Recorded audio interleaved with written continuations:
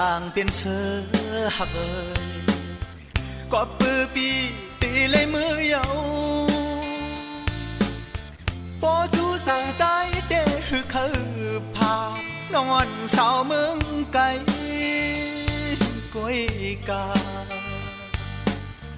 ข้าวยามในใจตึกเป็นแขกสู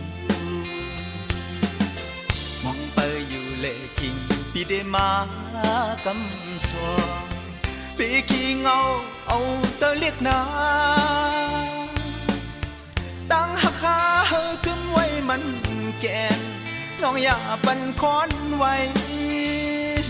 วันหนึ่ง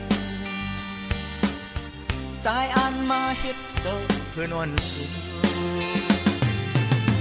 กันเธอสิปันแห้งน้องอยู่ก่อน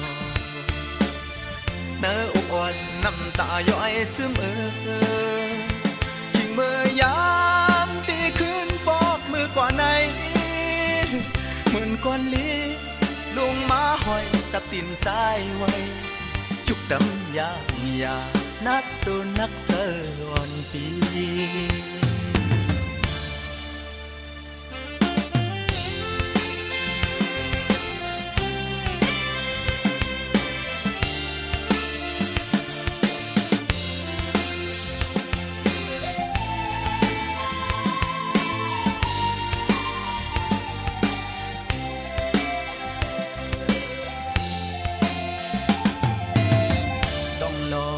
ก่อนเป็นเจ้าเฮา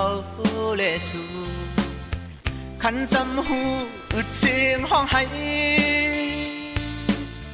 เก้าส่วนทางซ้ายเหมือนไฟไหม้ป่าหักหน้าหรือหักหือนางนกต้องลงปอหูถึงกว่าเยามองเปิดอยู่เลยถึงที่ได้มา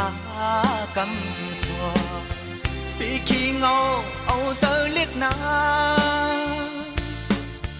ตั้งหักหาเฮอขึ้นไว้มันแก่น้องอย่าปันคอนไว้วันหนึ่งสายอ่านมาเฮ็ดเจ้าเพื่อนวันสู่กันเจอสิปันแห้งน้องอยู่ก่อนเนื้ออุบอ่อนน้ำตาย้อยซึม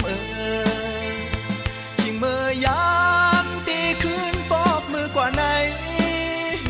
เหมือนก้อนเลี้